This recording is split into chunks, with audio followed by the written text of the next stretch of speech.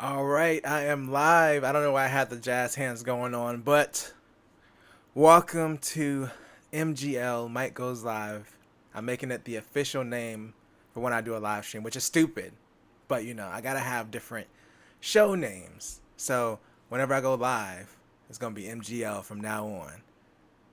Trademark, patented, whatever they do with those kind of things. And today is one of those special times of year where I have to talk about the iPhone and the Apple event. I don't know why I do this every year, but that is what I'm here to talk about today. It's the Apple event.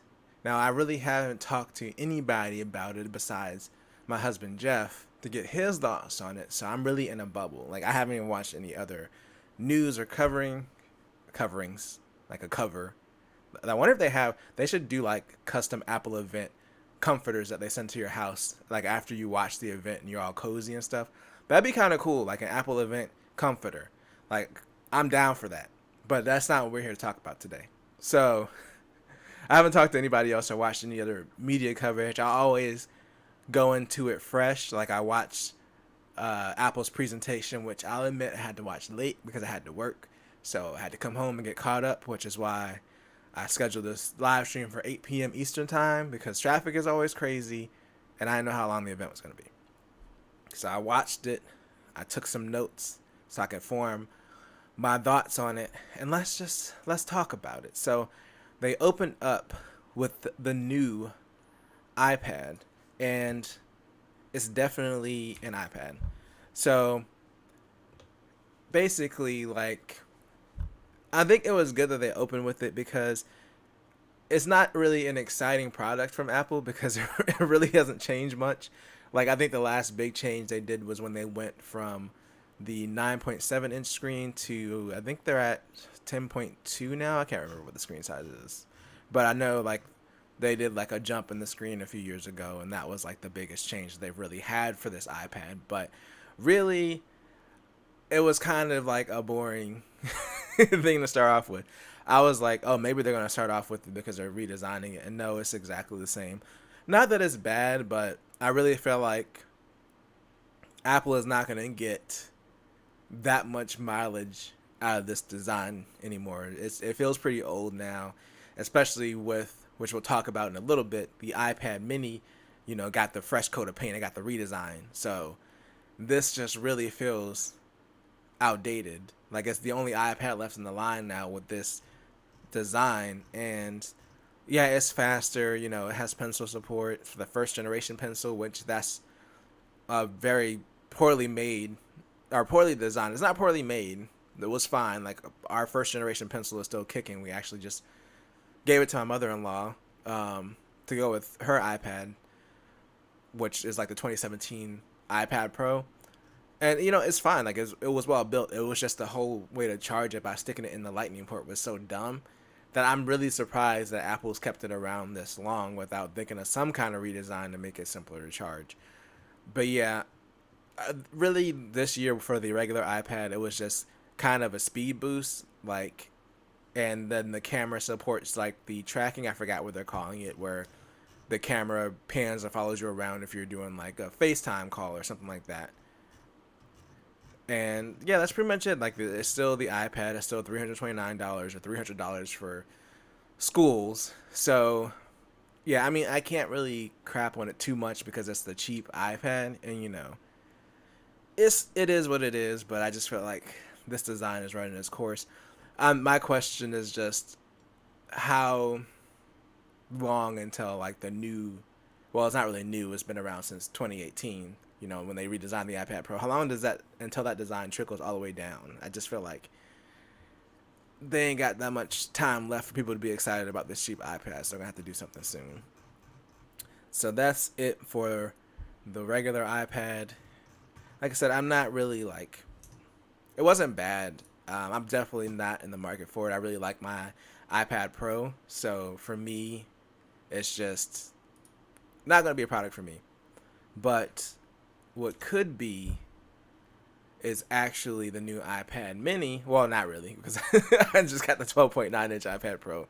But I think if I saw this presentation and I was choosing between like the two iPads, I would definitely have been like, oh, that iPad mini looks really good. And they bumped the screen size up to 8.3 inches. I mean, it's still smaller than, of course, like a 10.2, but it's a really good looking tablet. I wish I could really speak today, but I can't. All right, I can't. It's a really good looking tablet, and I think that Apple did a good job of positioning it. I actually made a joke when I was watching the video to myself because I'm a loser. Um, well, I said it out loud and nobody else was around to hear it, so that's pretty bad when you make a joke. I'm like, wow, they spent way more time on this to make up for the price difference between this and the regular iPad. But yeah, it's got the full iPad Pro style treatment. It basically looks like the mini version of the Air or the mini version of the 2018 iPad Pro, especially with just having the one camera. And yeah, I think, this thing is $500. That's my biggest issue. And I knew that it was going to be expensive because the iPad mini has not been cheap in a long time. Like, it used to be the cheap iPad, but it was never really cheap. It was just the cheapest iPad they sold at one point. I think it was still like in the mid 400s starting off, even when it was the cheap one, but it was just cheaper than any other one that they offered. And up until like the Air started getting cheaper, and then they started offering this budget iPad eventually. But for me, because I'm a little bit old, I always think in my mind, like, isn't this supposed to be the budget one because it's the mini and that's the whole point? But now they've made it into like some kind of mid-range, like, step up model. Like, oh, you want to get something nicer that's small. Like, being small is the niche, not really like a consequence of us making this cheaper. So it's $170 more than your standard iPad. Also, apparently they bumped up the storage this year for the regular iPad, the cheap one, to 64 gigs, which I wasn't even aware that it was still 32, but I guess with Apple and storage, you know how that is. They a little bit cheap, the storage, they stingy on it. That's just Apple. Like, they ain't gonna give out the storage for free. So this iPad, I believe, starts off at 128, if I remember correctly. I mean, for $500 for an iPad mini, it should at least start off with, I mean, it really should start off with at least 256, but it's Apple, so we just gonna have to let it is what it is. But I do really like this iPad, and I don't know, when they put the pencil on it, like, being the pencil's almost the same length of it, it was actually kind of cool because it kind of reminded me of like something that you would have to use as like a notebook. It's actually a really good size for that. I think that's why I got excited about it. Like, if you just wanted something like that was a really good size that you can actually like take with you to school, or if you're just like taking notes on the tablet, this will kind of be the perfect tablet, especially with the pencil that magnetically attaches to it. Now, the magnet isn't the greatest. I have the iPad Pro. It's not the strongest magnet, but as long as you don't like bump into anything, it's okay. But I think the whole aesthetic of it and the fact that it's so small and you got the pencil and all that stuff, I think it's a really appealing iPad. I think if I had to choose an iPad that wasn't a Pro, it would probably be the mini. I don't know why I don't like the Air that much. I think it's just because it's too close to the iPad Pro, and you can get like the 2018 iPad Pro for like, in some cases, cheaper if you're willing to buy refurbished. So to me, I just don't see the value. And I know technically it has a better processor, but it doesn't have a high refresh rate screen, so it's just gonna feel slower than the 2018 iPad Pro anyway. Like, if you're just using it because of the refresh rate, it's just gonna feel slow. So I would rather have the older iPad Pro versus the Air, but if I was gonna get something brand new, I think the mini would be right up my alley if I didn't already have the Pro. It also has the Touch ID on the fingerprint scanner, which I don't know what Apple's deal is with Touch ID. It's like they only use it on the Mac and then the lower end iPads. But I feel like the Mac is probably going to transition to Face ID eventually, now that they're on Apple Silicon. Because before, I said that weird, silicone. But before, a lot of the processing is done for Face ID on Apple's SoC. So before, it would have been really difficult to implement that on the MacBooks. And I think that they haven't implemented it yet because they really haven't redesigned the MacBook yet. They're still using the same design as when they had the Intel chips, but I could see them switching to Face ID probably when they finally redesign their MacBooks to take advantage of their new chips. So maybe I could see Face ID being like the high end option and then Touch ID being the lower end option. Like maybe they leave Touch ID on like the lower end iPads and on the MacBook Air, and then like the MacBook Pro and then the iPad Pro and all that stuff, and the phones get Face ID. I think it's stupid. I think that even if they want to do Face ID, especially after everything that happened with people having to wear masks, they really should offer both. Like in general, there's no reason, like, you've already spent the time to develop this for the iPad, putting the Touch ID sensor in the lock button. It's not like you can't just put that same technology into the iPhone unless it's like grossly oversized for some reason and it won't fit. But I find that hard to believe considering that Android phones have been doing it for years. But yes, Touch ID on the iPad is fine. I do think that even on the Pro, it would be nice to have the option for both. But I think the Mini to me was like kind of what stole the show. Not saying we haven't even got to the iPhone yet. We haven't even got there yet. But this was like the product where I was like, oh wow, it's pretty cool. Oh yeah, True Tone display. That was also a new feature on the regular iPad that I was just like, I don't even know why they market that as a feature. I guess it's cool. I've never like really cared about it, but yeah, this was to me the best of the show. And then next in the show, they went over the Apple Watch Series 7, and I don't know. I'm on the Series 5, and I really was hoping for a reason to upgrade, but I think I'm good. Like, I'm good this year. And it's not that the Apple Watch is bad. It's definitely not bad. This is just my third Apple Watch. Like, I had the original, not even the Series 1, but the Series 0, I guess is technically what it would be referred to. And I really loved it. I've loved the Apple Watch since the beginning, even back before they did the software upgrade that made it a lot better. I had already had like a Pebble at the time. I had like the Pebble Time. I had a Pebble already, so I was already in the smartwatch game. I was 2 Pebbles deep in the smartwatch game before I got my first Apple Watch, and I definitely love the battery life better. But I think the Apple Watch was like, for me, was that complete experience. And not everybody wants the same thing from a smartwatch. Some people just want it for fitness stuff, and there are definitely better watches for that. But I like a combination of fitness. I like being able to like get my notifications quickly and reject calls and all that stuff. And the Apple Watch is a good overall like non-specific watch. Like, it's good enough at the fitness stuff. I wish it was a little bit better, especially with things like tracking indoor runs, which I'm going to keep complaining about.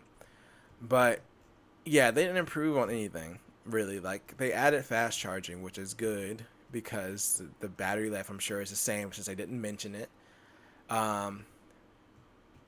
It's got this new dust resistance, apparently a new screen that's harder to crack. The main thing is they made the screen bigger. Like, they took the bezels almost to the edge. So like, here is a good example, and they show the Series 6 compared to the Series 3 compared to the new one. And like, if you look at it from like the Series 6 to the Series 7, yeah, it's bigger, but like if I'm looking at my watch now, like if I'm looking at it now, I can't even pull it up to the camera. My wrist is in a weird way, but like, okay, I'm gonna just do this because it's easier. But if I look at it now, like, the bezels, it's mostly black most of the time. Like, everything around it is black. So having a little bit of extra space, it doesn't really make that much of a difference. And they didn't really improve on anything that I was like, oh, this is going to be a bomb feature. Like, if they were like, oh, better tracking for workouts or better battery life. I think especially the battery life. I've been getting down to like 10%. I mean, a lot of it's my fault because sometimes, or a lot of the times, I get up at 5 a.m. now for work, and then I don't usually go to sleep until 12 a.m. So I am wearing the watch a lot longer than I should be, but the fact that it can't make it through like a full day, like a full 24 hours, I mean, that technically would be more than a full day for most people. So that's understandable. Like it'll be at 10%, you know, by 12 a.m. if I woke up at 5 a.m. But they just haven't improved it since the Series 4. We've had the same battery life essentially since the Series 4. And I just, I'm like, yeah, the fast charging helps, but they, I don't know, they gotta do something other than like giving me a slightly bigger screen that I don't care about. So yeah, I mean, it's good for me because like I'm gonna keep my Series 5 and I'm gonna save money, but I also just want to be excited by products sometimes, especially the Apple Watch, because the Apple Watch feels like it has the most potential out of any of their products because it's still new. It still has a lot of room to improve. So I always get excited to see what they're going to do with the watch. But this year, I'm just kind of like, oh, you made the screen bigger. It's a little bit faster. And then you did some new wallpapers and stuff. Cool. Like, I don't know. It's definitely, and I don't mean to sound negative on the watch in general. It's definitely one of my favorite things from Apple. Like, it's one of the reasons that I keep an iPhone. It keeps me in the ecosystem. But yeah, it's just, eh. This year is kind of like another blah upgrade. I don't even think I was that. Honestly, yeah, I wasn't even that jazzed about the Series 5 because I really wanted to get a Series 4 to save the money, but they didn't have any good discounts when the 5 first dropped, so I just ended up getting the 5 because I was like, if I'm going to save like $20, I might as well get the new one. So I think I've been pretty like burned out on watches probably since the Series 3. The Series 3 is where they added LTE, and that was like a big upgrade. That really changed the way that I use the watch. Just like going to the gym, I leave my phone in the locker, or at least back when, we did those things. We were going outside, but I used to leave my phone in the locker and just run off of LTE, and I have my music loaded up there. I have headphones paired to it, and I was good. And if I got a text message or a phone call or something important happened, then I could still at least check it on my watch. I could answer the phone on my watch if I got an important call. So it kept me in touch for emergencies, but it kept me disconnected from my phone and allowed me to focus on my workout, which obviously I haven't been doing a lot of because I gained a lot of weight. But that's it's a whole different story. Whole different story. Either way, I don't know. The watch, I'm a little bit disappointed in it.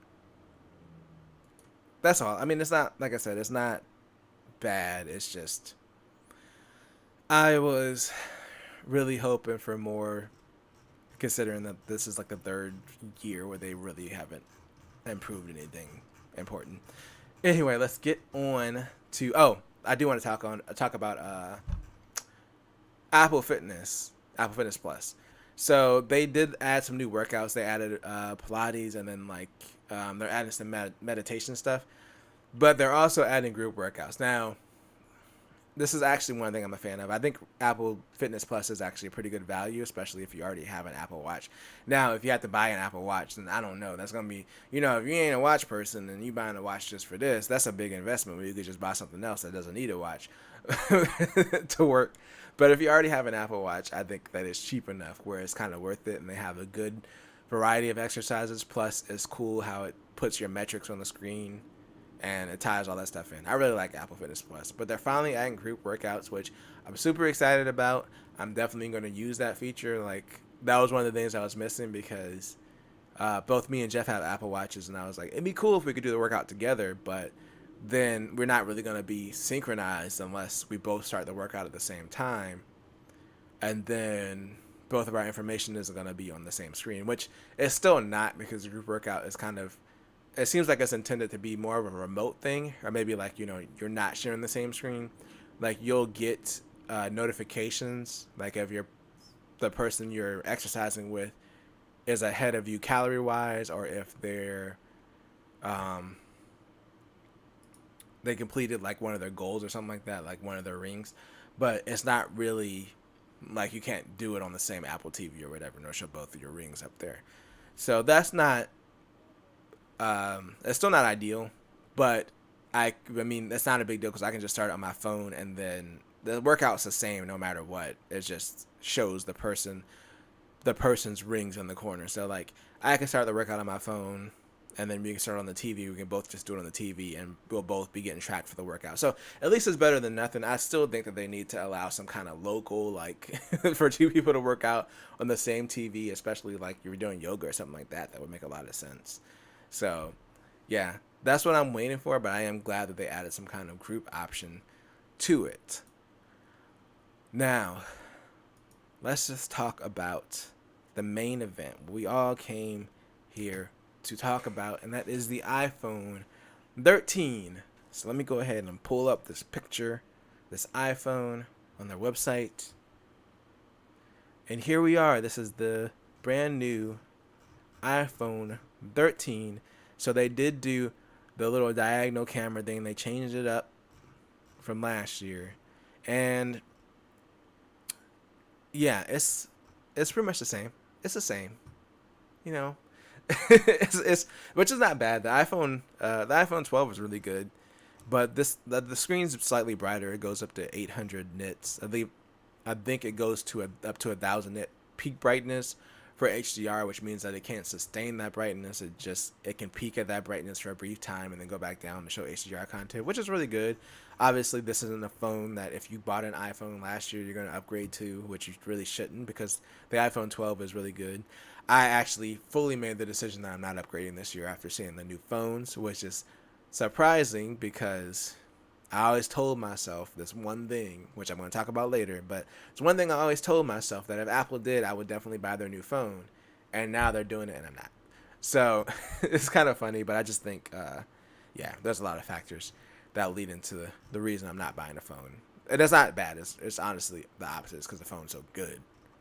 One of the really cool things that I'm honestly excited about, and I have a friend that's into cinema, and that is kind of the cinema mode with the rack focusing, where it's kind of like they kind of show like a clip of it here where the focus changes based off of it tries to guesstimate where you want to focus at, which at first I was iffy about, but they said that you can also in post go back and change the focus of the video, like if you're shooting in cinema mode. So if you kind of want to do something like that, like something creative, or it's not really. So I'm not going to say that the iPhone is a cheap movie camera. I'm going to say that it's a good value camera because in reality, almost everybody's going to have a phone. So it's not like you're not buying a phone. Now, depending on the person, they might have a cheap phone. They might not want to spend a lot of money on the phone. But if you're in the film, it might be worth just saving up to get an iPhone, like an expensive phone, or there are a lot of good phones. It's just the iPhone is one of the best for videos, and it seems like if you, I don't know, wanted to shoot like a movie on a budget, it might be better to save up for the phone because even if you're still gonna need a phone either way, and a decent camera is not gonna be that cheap, especially when you consider you have to buy lenses and everything. So, yeah, I think they're really trying to appeal to that audience.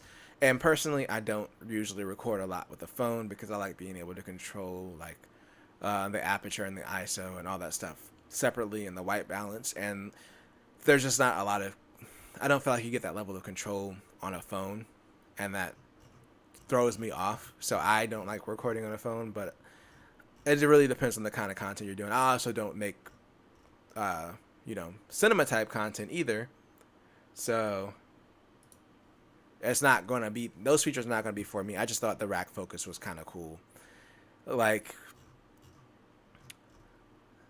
that, and then they also shrunk the bezel, not the bezel, the notch this year, which unless you put it beside like an older iPhone, you really can't tell. Let me go back. Sorry if that was jarring. They got the dynamic page and everything.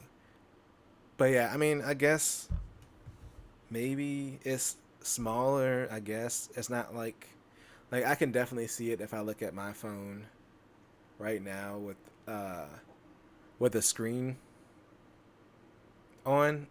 Like I can see that it's a little bit smaller, but I feel like it would have been cool if it was just one of those subtle things they did without really mentioning it. But I honestly, I mean, obviously they're going to mention it because there's not really going to be much to sell this phone on. They got to kind of sell it on everything that they can.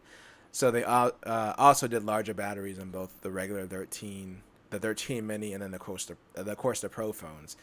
So the mini is supposed to have an hour and a half more than the mini last year, and then I believe the 13 is supposed to have 2.5 hours more. So, and that's the same with the Pro. Like the regular Pro is an hour and a half more than the Pro last year, and then the Max is 2.5 hours more.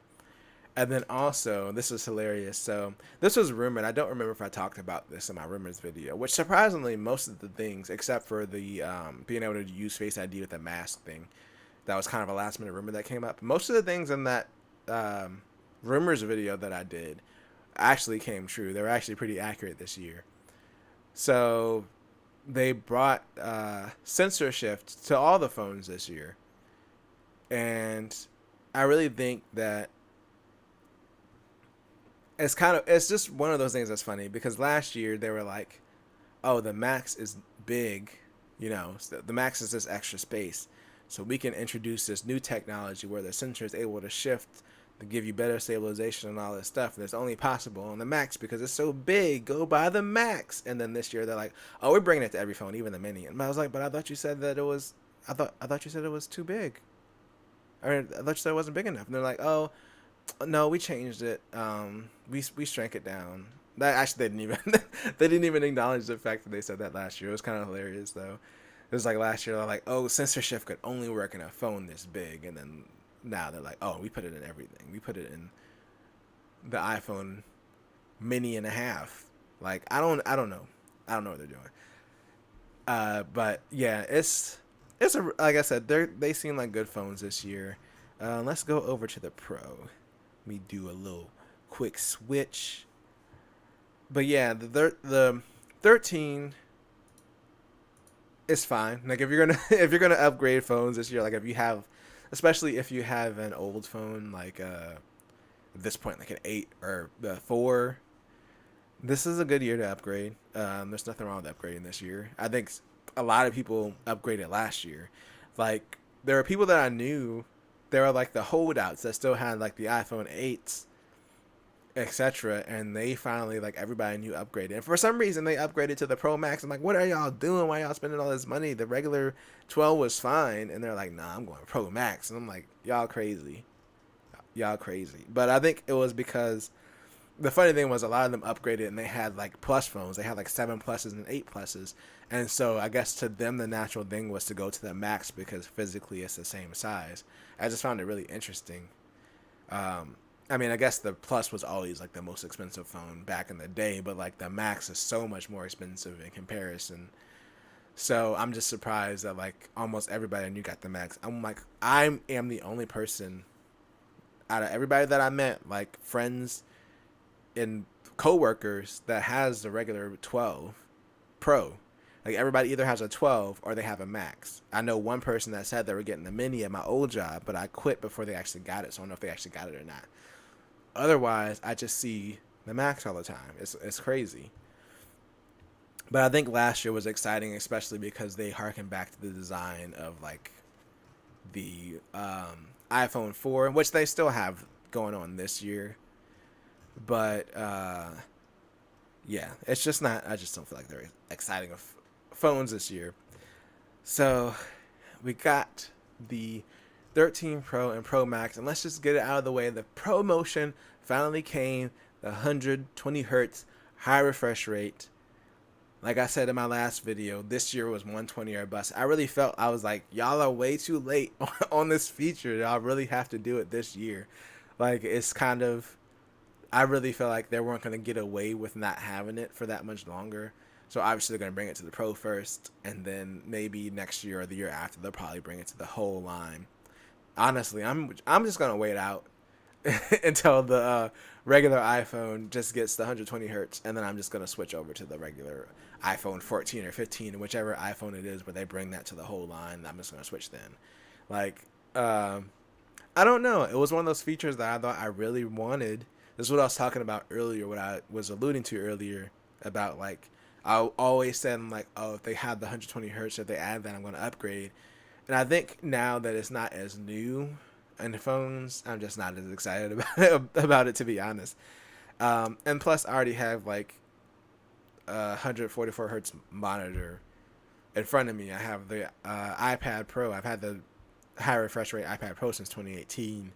And it would be cool to have it on my phone. It would definitely be a great feature to have. And I definitely know the benefits. Like, I understand the difference between 60 hertz and up to 120 and how smooth it looks, scrolling. But I'm honestly really happy with the iPhone 12. And I think that's why I don't really care about upgrading.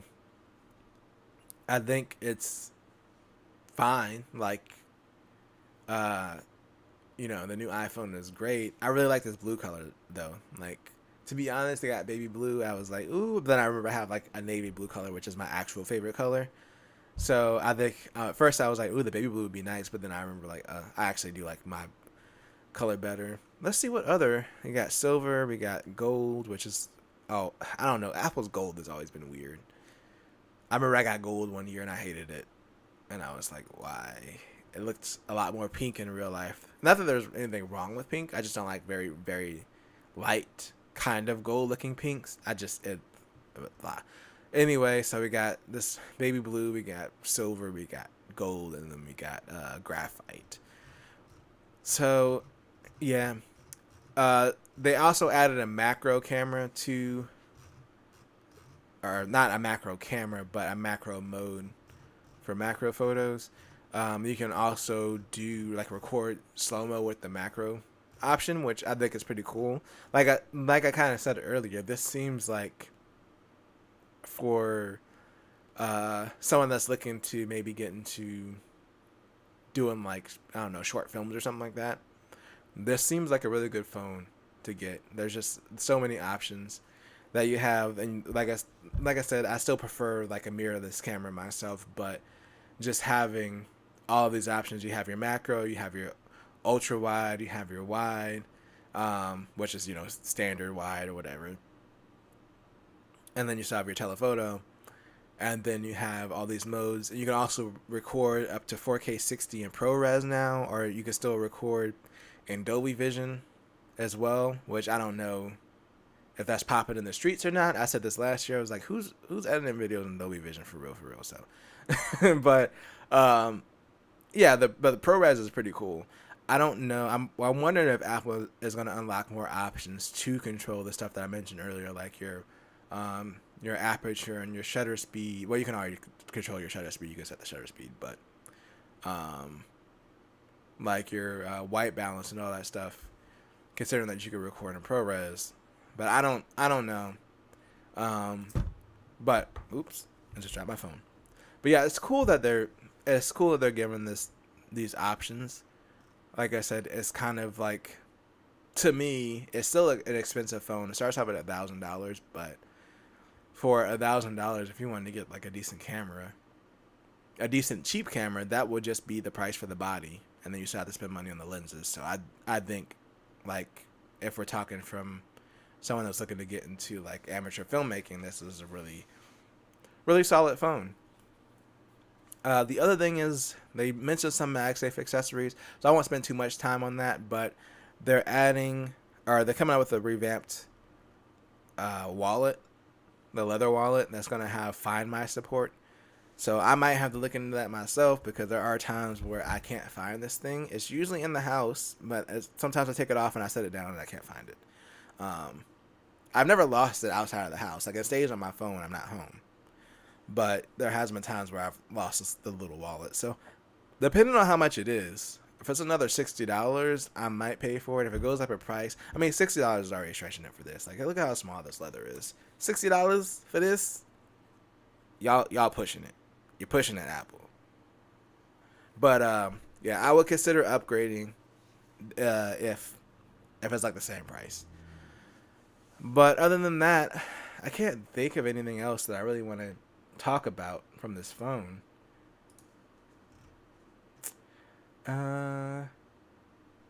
Oh, they're doing a 1 terabyte storage option for the Pro. I mean, that's not a big. I mean, I don't know anybody who buys like the highest storage option, but if you want 1 terabyte on your phone, it's there for you as an option. That was the only other thing I think I forgot about that I wanted to talk about at least. Obviously, I didn't cover everything. I really just covered the stuff that caught my eye. Otherwise, though, like other than the stuff I mentioned, the phones are pretty much the same as last year. The Pro might be worth upgrading to. Like if you really want the high refresh rate screen, like if you haven't experienced a high refresh rate monitor or tablet or phone, it really is game changing, and I would be super excited for it if I really didn't love my iPhone 12 and don't feel like I'm really upgrading this year and starting all over with a new phone and buying a new case and all this stuff. So yeah, I'm sticking to my 12 Pro. This is the first year I haven't upgraded since the 7 Plus. Because I had the 7 Plus for 2, got the 10S Max, 11 Pro, and now I'm on the 12 Pro. So 3 years of upgrading, and I'm just tired of it. I like this phone. I'm staying with it. If you're on the 12 or even the 11 was a good year. I think if you're like going from the regular 11 or like a 10R, that would be a good upgrade. Even if you were going to the regular iPhone 13, I lost which number it was. If you're going to the iPhone 13, that would be kind of a good upgrade because last year went to OLED and the screen's a lot better, and this year is an even better OLED screen. Otherwise, like if you're already in the Pro or the Max, 10S Max, 11 Pro Max, or 12 Pro Max, like you are even Pro or 10S or even the 10 at this point, I think you good. You still good. I would still wait it out. Anyway, that's all I wanted to say about the Apple-tastic event. I actually like this better because usually I have to consolidate my videos down to like 11 to 15 minutes. Sometimes I'll be getting up there a little bit, but I usually ramble a lot in the videos, and so I kind of like doing the live stream format so I can kind of get all my thoughts out about everything and ramble for long periods of time. And it feels good. It feels good to get out my rambles about the iPhone. Overall, the event itself, like the tone and the pacing, were great. Like Apple has done really well with these events. Like Apple events, Apple's COVID era events have been great. They've just been really well paced. They've used really creative editing, and I almost forgot that they used to even have people at their events because their stuff's really well done. Like the event itself wasn't bad. I think that last year was a really good year. We got a lot of exciting products. The iPad Pro this year was really exciting. The 12.9 with the micro LED, and then we got the new iMac. It's just been a lot of crazy stuff this year. So I think in comparison, the iPhone, by virtue of being like essentially the same phone, just felt a little bit flat to me. And it's not because the 13 is a bad phone. It is bad luck, so maybe the sales won't be good. I'm just kidding. But it felt flat to me. That's all. But I think it's probably fine. It's good. The iPhone 13, I'm sure, will be good. It has a smaller notch, and the Pro has 120 hertz. It's everything that you could ask for from Apple until we start nagging them about doing an underscreen Face ID sensor and then doing a folding phone. But I think we're a few years off. We got to wait till both those things get good, and then we got to start nagging Apple about adding those things. They're not good enough right now. I know Apple wouldn't do a folding phone or do a under the screen camera because it's still early technology. So we're going to wait. We're going to wait a few years and we're going to nag them. Anyway, I'm bringing this live stream to a close, and I'll be back for another sensational Sunday, skipping my Wednesday video this week since I already talked about the phone in depth and the Apple event as a whole.